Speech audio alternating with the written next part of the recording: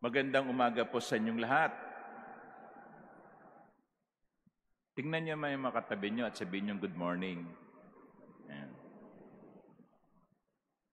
My dear brothers and sisters, in the first reading from the book of Proverbs, we heard the words, "When one finds a worthy wife, her value is far beyond pearls."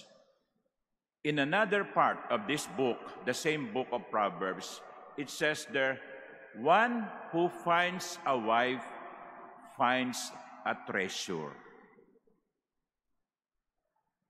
Yun daw nakatagpo ng asawa ay parang nakatagpo ng isang yaman.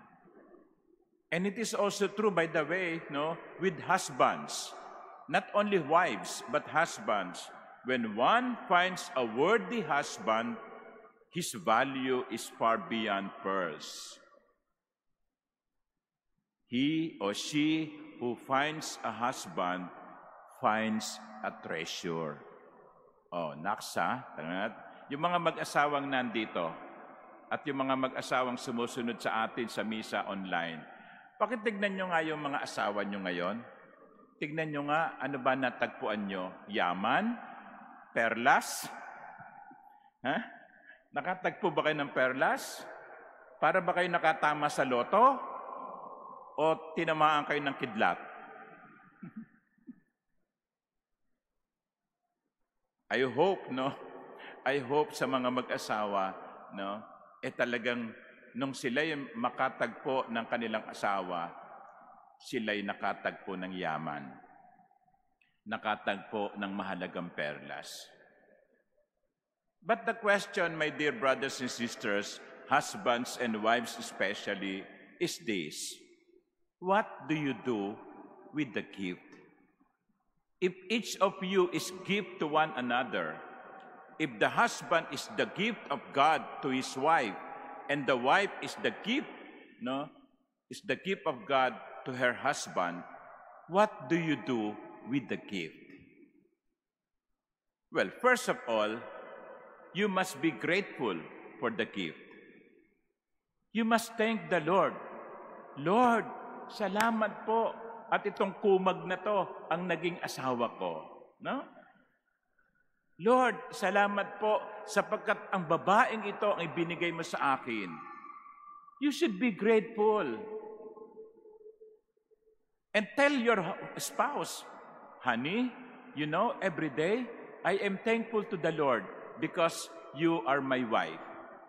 You are my husband. Say that. You are grateful for the gift. Kasi parang nakakasama naman ang loob doon sa nagbigay na hindi man lamang tayo marunong magpasalamat. Pag may binigay sa atin, pag may iniregalo sa atin, we always say thank you. So similarly, be grateful to the Lord for the gift of a spouse. Assignment nyo na. Every day, you tell your husband or your wife, honey, I thank God for you. I wonder how many spouses will be able to say that, no?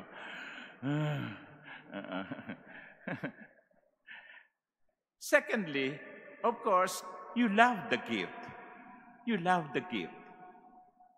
Not only that you are grateful for the gift, you are loving the gift. You take care of the gift. And then, ito pa, my dear brothers and sisters, husbands and wives, do not stop saying, I love you to your spouse. Sabi ng mga lalaki, ako, father naman, alam naman niya yun eh. No? Oo, alam niya yun. Pero iparinig mo pa rin. No? Iparinig mo pa rin. Sabi mo sa kanya, honey, I love you. Kahit na naaalatan ka doon sa luto niyang ulam, I love you pa rin. Kahit na nakasimangot siya, I love you pa rin. Kahit nagulo-gulo yung buhok niya, I love you pa rin. No? Hindi tayo dapat nagsasawa no, kayong mga mag-asawa, hindi kayo dapat nagsasawa na sabihin sa inyong spouses, I love you. I love you. Kasi, pag hindi nyo sinabihan ng I love you yan baka maghanap yan ng iba na magsasabi sa kanila ng I love you. Kayo rin, no? So, say, be thankful for the gift, love the gift, and say, I love you. Thirdly, nourish the gift. Anong ibig kong sabihin nun? Nourish the gift. Make your spouse a better person.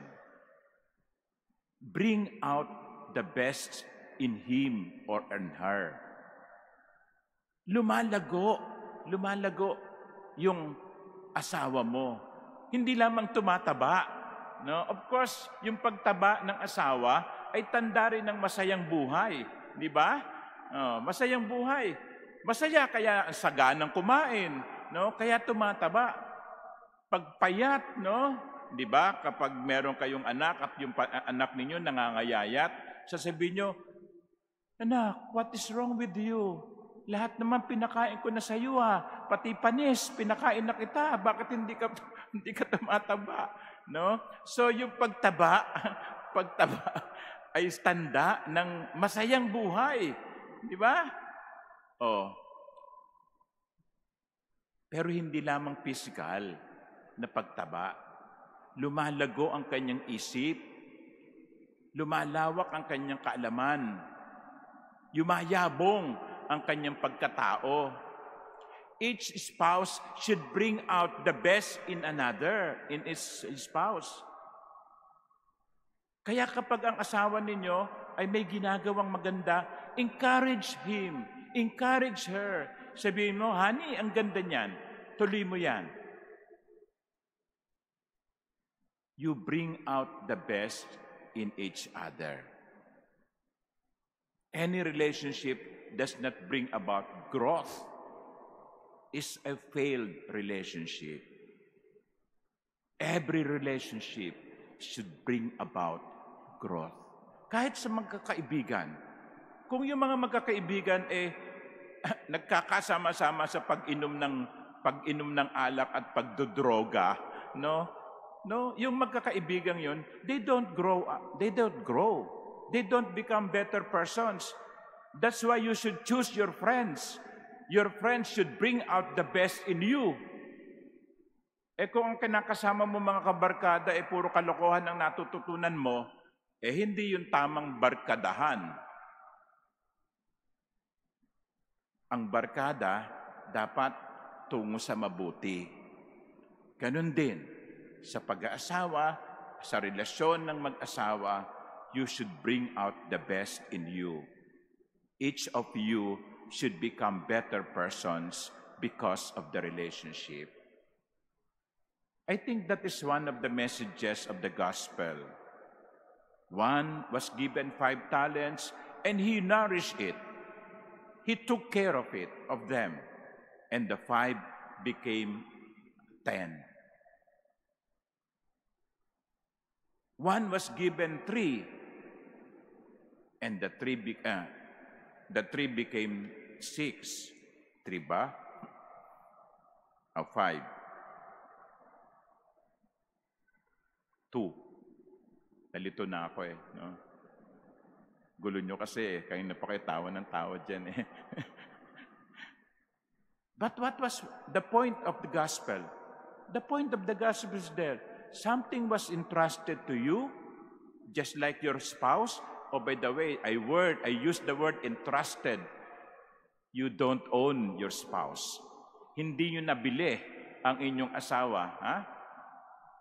Hindi nyo nabili yan. Kahit na ba binigyan nyo ng bahay at lupa yung kanyang mga magulang, no? Sa ibang mga kultura, hindi ba? Yung dowry, no? Magbabayad ka ng pera sa magulang ng babae. Parang binibili mo yung babae. My dear brothers and sisters, you are not buying your wives or your husbands. They are being entrusted to you. Ipinagkakatiwala sila sa inyo ng Panginoon. Ganun din. yung binigyan ng talento sa Ebanghelyo, hindi sila ang naging may-ari. Pinagkatiwala lamang yan sa kanila. Kaya may pananagutan tayo sa tunay na may-ari. And I think you, husbands and wives, when you die, I hope not today, no? But when you die, you will face the Lord. And I'm sure the Lord will ask you, I entrusted to you your wife. I entrusted to you your husband. What did you do? What did you do? Did you take care of her? Did you take care of him? Did you love her? Did you love him? Just like in the gospel, there will be an accounting, and the Lord will ask us, what have you done with the gifts I entrusted to you? My dear brothers and sisters, especially husbands and wives, you have been given a gift. Be grateful for the gift. Love and protect the gift.